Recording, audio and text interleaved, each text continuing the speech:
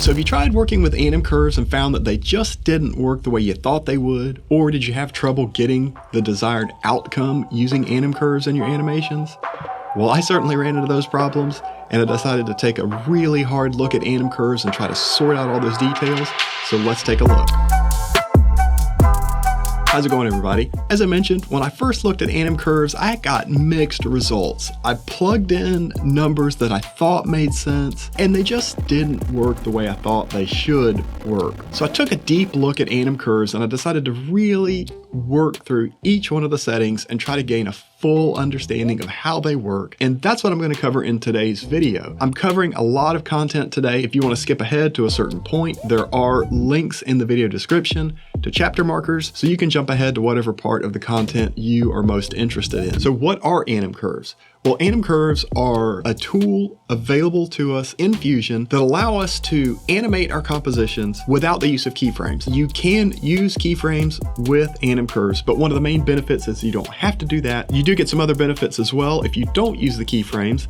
The main one being that you can scale the length of that composition without having to do anything else to it. You can just simply cut it into pieces if you need to, or you can rescale that composition, and everything with the Anim curves will adapt automatically. Now, there are some trade-offs, and I'll cover those as well, but you do have that capability if you just use Anim curves out of the box without the use of keyframes. And in this video series, I'm going to cover three main topics. The first one being an in-depth look at Anim curves and looking at all the various settings and what those settings do when you apply them to your Anim curve.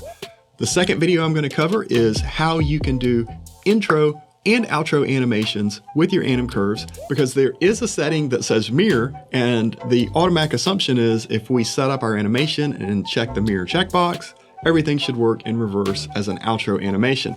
But that's not the case at all. And then the third video in this series about Anim curves, I'm going to talk about the differences in using Anim curves with no keyframes and compare and contrast that to using traditional keyframes and a keyframe stretcher tool to adapt the length of that animation to different durations. And to help out with this process, I've put together a macro. Just jump over to the Buy Me a Coffee page and grab that free of charge, or throw me a coffee if you want to. I definitely want to give a shout out to JRTV. His video about Anim curves was definitely a big part of my inspiration for creating this preset and trying to visualize what exactly is happening with these Anim curves. We'll jump into that macro right now and take a look at what it gives us that will help illustrate some of these concepts. So the first thing you'll notice is that you do have access to all 10 of the Anim curves and all of the general settings available in an Anim curve, and you can sort of use this as a sandbox or a test bed to play around with and see what these settings do. The first thing I want to do is play through this animation so that you can see all of the curves at the same time and what those look like. So I'm going to go ahead and hit play on this. Now understand that when you actually use Anim curves, you can only use one curve at a time, or to be more specific, you can ease in your animation with one curve and ease out your animation with another curve. But you wouldn't end up with a scenario like we see in this example where all of these curves are happening at the same time. I just did this for illustration purposes so that you can have a clear look at what the shape of each of these curves look like, and then how these different settings apply to the different curves. And to keep things simple as we're talking through these examples, I'm just going to use two of the curves. And let me just point out, if you decide to download this macro, the way you use it is if you want to change any of the settings, you just go back to the beginning of the composition and then click the restart button, and that will restart the trails based on whatever settings you have changed over in the inspector. By the way, let me stop just a second and say thanks so much for stopping to check out this video. My name is 𝗖𝗢𝗡𝗧𝗦, and my goal here on this channel is to help you become a better video editor and motion graphics creator by providing tips, techniques, tools, and assets all related to DaVinci Resolve. So if that's the kind of content you want, please be sure to subscribe, hit that notification bell, and enable all notifications so you'll be alerted whenever I post a new video. Let's get back to the Anim curves. So I'm going to disable all but two of the curves just so that we can focus on exactly what's going on in the Anim curves. So I'm going to click restart to reset our trails, and then we'll hit play on this so we can see what these two curves plot out to. So now I have only enabled the Expo curve and the elastic curve. And I picked these two specifically because Expo is a common curve that seems to work really well for a lot of different animation use cases. And I picked elastic because it actually goes above the top of the scale graph and then dips back down and then goes back up and then settles back down. And that will be really good for illustrating the clip high setting that's available to us in the Anim curves. So let's take a look at some of the basic settings inside the preset, and then we'll jump over to an actual simple animation example, and we'll set up the animation using these various settings that we've touched on in the preset. So to keep things simple in these examples, I am not using an ease-in curve. That has a drastic effect on the shape of that animation curve. So again, for simplicity and just so that you can see the entire shape of that curve, I'm going to leave the ease-in animation off in the preset as we look at these different basic settings that apply to the Anim curves. To further simplify this, I'm going to actually turn off the Expo curve so that we have just the elastic curve showing. And now let's take a look at the mirror and invert settings so we can understand what those do. So you'll notice that the curve starts at 0 and then goes up to 1, or in this case, above 1 because of the shape of the curve, and then kind of oscillates around 1 and then settles back down. If we click the invert checkbox, invert simply flips that curve upside down. So instead of starting at 0, it starts at 1 and goes in the opposite direction. So I'm going to reset that, and then let's take a look at what happens if we use the mirror checkbox. So you can see by using the mirror checkbox, that animation is split in half, and half of the time is used for the animation in, and then the animation curve is flipped as a mirror image, and the second half of the animation uses that mirror image of the animation curve to finish out the animation. With Anim curves, it's important to understand most of your settings are going to be relative to the length of your clip or your composition and the specific element of your composition that you are animating. So for example, if we look at the time scale on this macro, 0 represents the beginning of the composition and 1 represents the end of the composition. So whether that composition is 1 second long or 30 seconds long or an hour long, 0 is the beginning and 1 is the end. So you can also think about it as 0 is 0% of the way through the composition and 1 is 100% of the way through the composition. I'm going to enable clip high, and as you can see, it literally clips everything that goes above the 1.0 value. Not all of the curves go above 1.0, but that's why I've chosen the elastic curve for this example, because it does go above 1.0, and enabling clip high will cut the top off of that curve and not allow it to go beyond the 1.0 level. Clip low does the same thing, but it's used whenever values dip below 0 on any of your Anim curves. So I'll stop that animation and I will uncheck clip high. And then let's take a look at how the scale works. Scale is relative to the attribute that you are animating. So if you're animating an attribute that goes from 0 to 1, then a scale of 1 means that that full amount of animation will be executed across whatever time scale you've selected.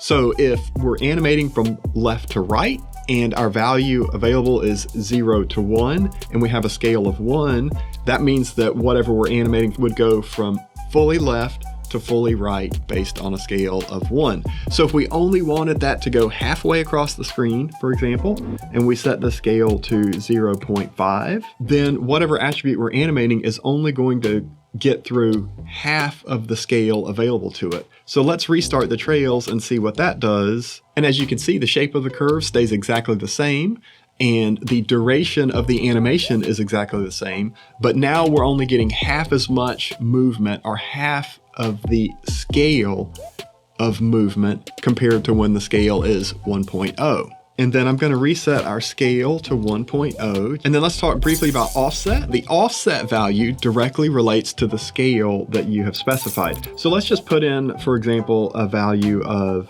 0.25 for our offset. So you can see with an offset of 0.25, the shape of our curve looks exactly the same, and the duration of the animation, or the duration of that curve, is exactly the same. but now it starts 25% higher than it did before because that directly correlates to the 0.25 value in the offset.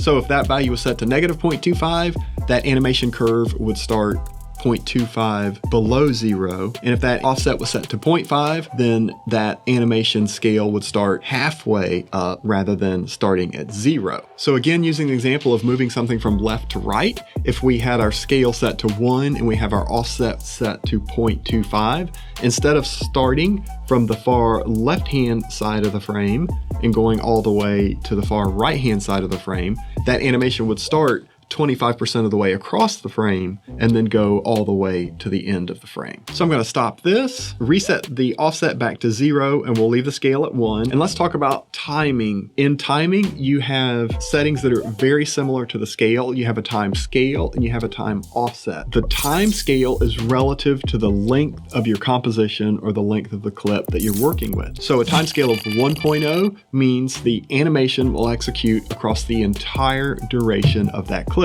or 100% of the duration of that clip or that composition. So let's set the time scale to 2.0 and see what effect that has on the animation curve. So it may not be obvious at first, but by setting the time scale to 2.0, what we've told the anim curve to do is to execute that animation twice as fast as normal. So instead of the animation curve extending through the duration of the clip or the composition, now the anim curve executes fully at 50% of the duration of the composition. Again, it's relative to the length and it's considered a percentage. So a time scale of 1.0 means that animation executes over 100% of the duration of whatever you're working with. Whereas if you set that to 2.0, the animation will execute twice as fast, and the opposite is true as well. So if we wanted to change that time scale to 0.25, for example, by changing the time scale to 0.25, what we've told the anim curve to do is execute that animation at 25% of the normal speed. So instead of that anim curve now spanning the full duration of the composition or the clip that we're working with, that anim curve would need 4 times the amount of time to fully execute. So I'm going to stop that and I'm going to reset the time scale to 1.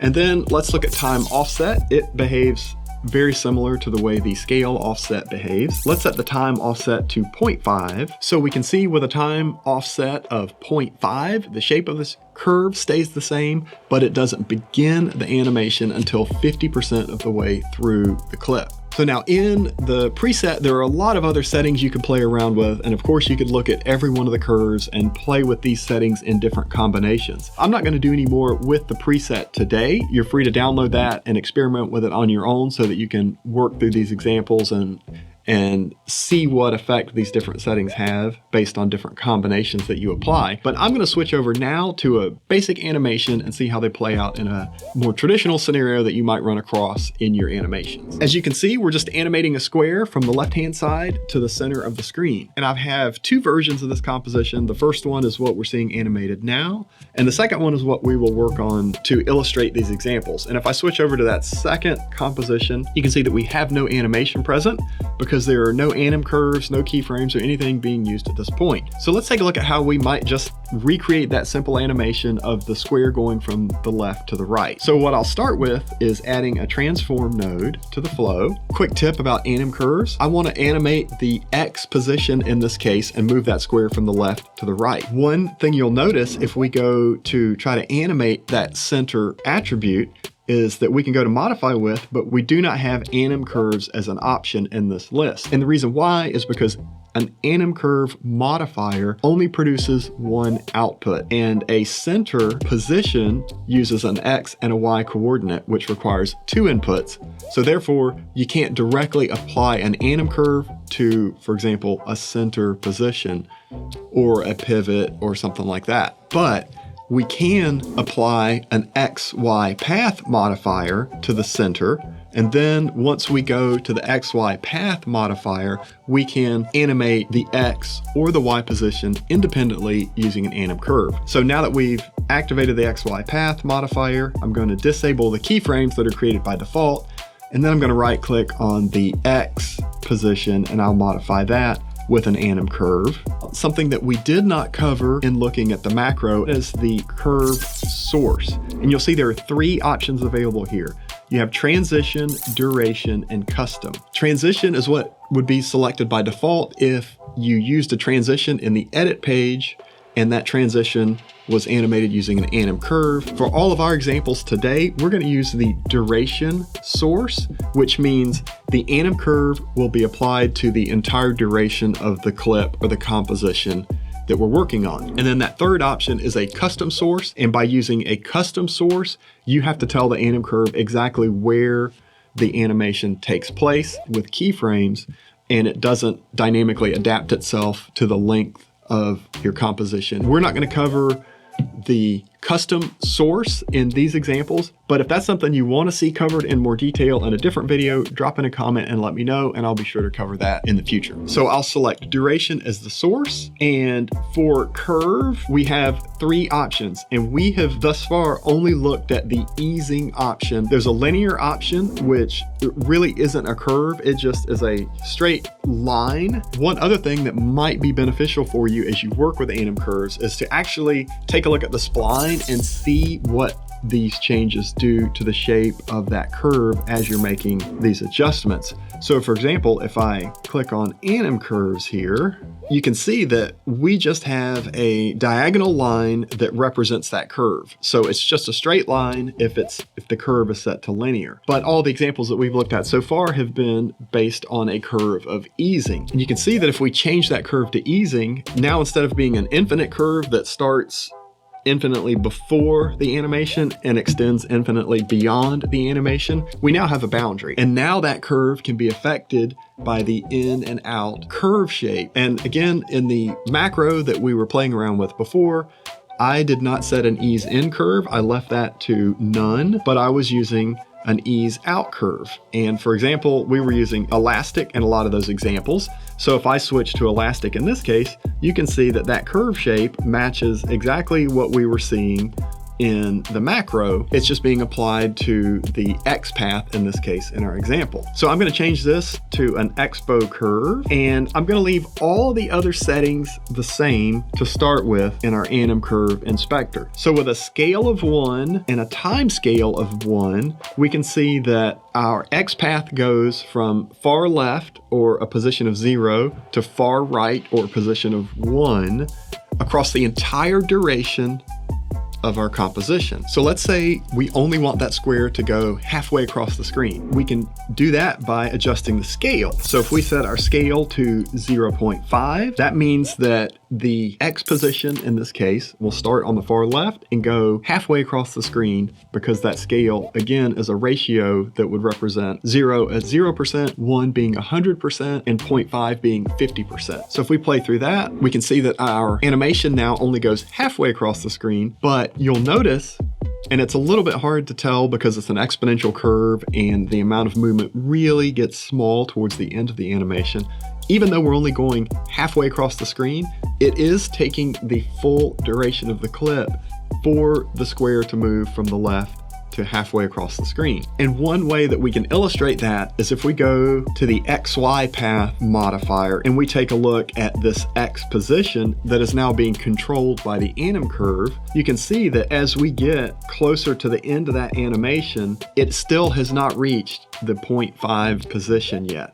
But by the last frame, it actually does make it all the way to the 0.5 level. And now let's say we're happy with the square moving from the left to the center of the composition, but we don't want it to take the entire duration of the composition to execute. So what we can do now is adjust the time scale to affect how quickly that animation executes.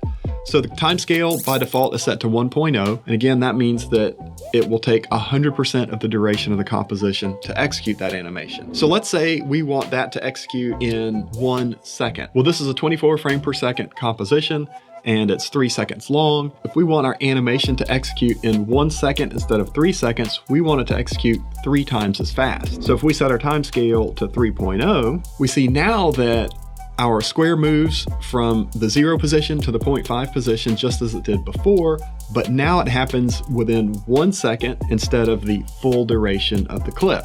So now if I go back to the beginning of our composition, at the 0 position, we still see part of our square. And that's because of the size of the shape that we're animating. So if we, for example, did not want any part of this square to be visible at the beginning of the composition, we could adjust the offset. And let's try maybe minus 0.1.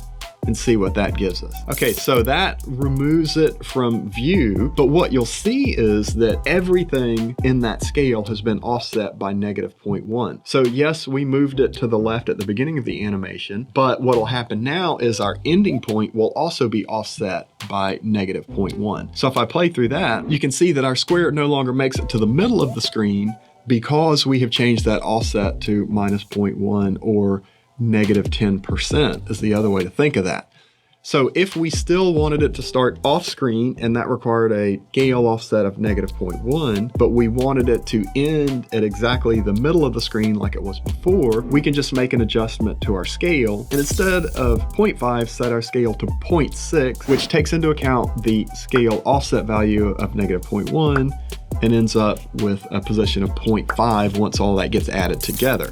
So let me go to the beginning of our composition and we can see that our square is completely off the screen at this point.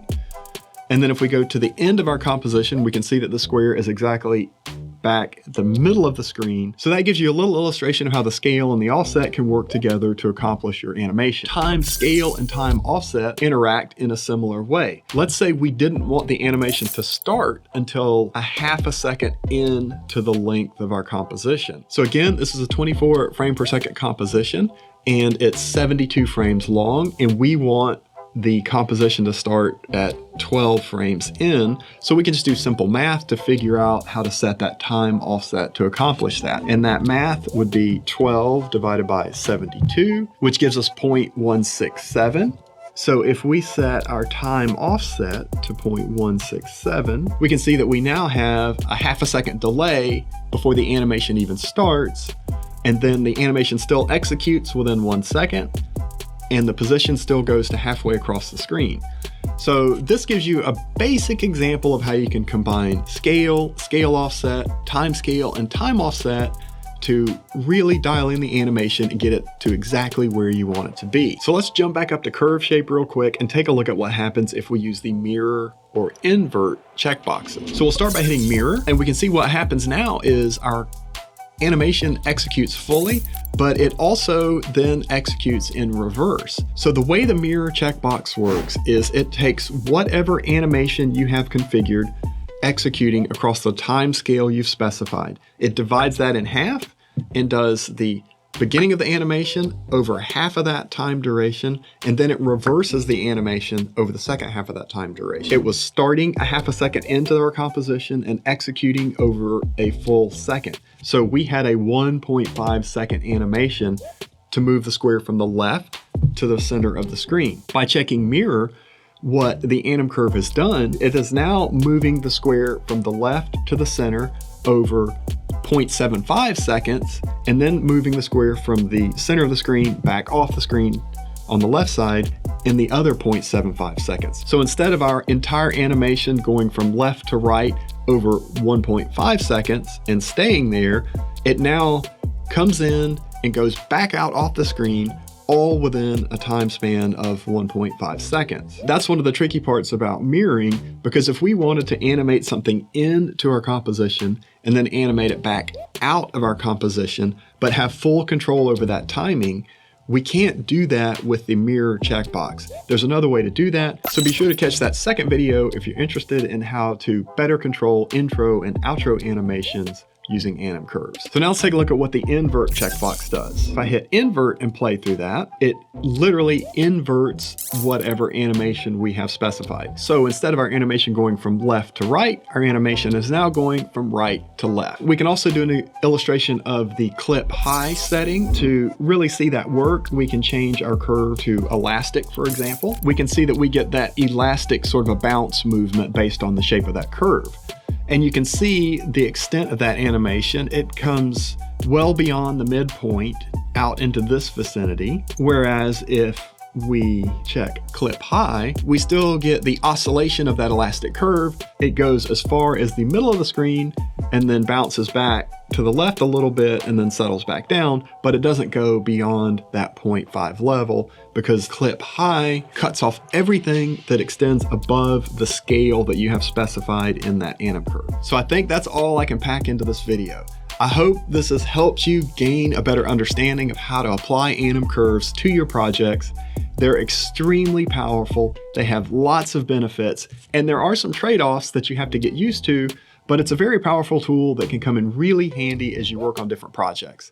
So as I mentioned, the second video in the series is going to cover how to do an intro and outro animation and overcome the limitations of the mirror checkbox that you have available by default in the anim curves. And the third video in this series will take a look at how anim curves without keyframes compare to traditional keyframes and the use of a keyframe stretcher when it comes to adapting your animations to changes in duration or resizing a clip, and how those things are retimed or rescaled accordingly. Did I miss anything that you wanted to see covered about anim curves? Or do you have any suggestions for additional topics to cover related to anim curves? Drop in a comment and let me know. I really enjoy hearing from you in the comments, and I'm sure the rest of the community benefits from that input as well. And don't forget, you can download that macro to play around with these settings and visualize what's going on here. Just jump over to the Buy Me a Coffee page and grab that free of charge, or throw me a coffee if you want to. If you found this video informational or useful, please do hit that thumbs up button and share it with your friends.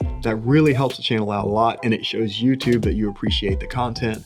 And if you're new here, please do consider subscribing, hitting that notification bell, and enabling all notifications so you'll be alerted whenever I post a new video. Thanks so much for watching. Have fun creating and editing. I'll see you next time.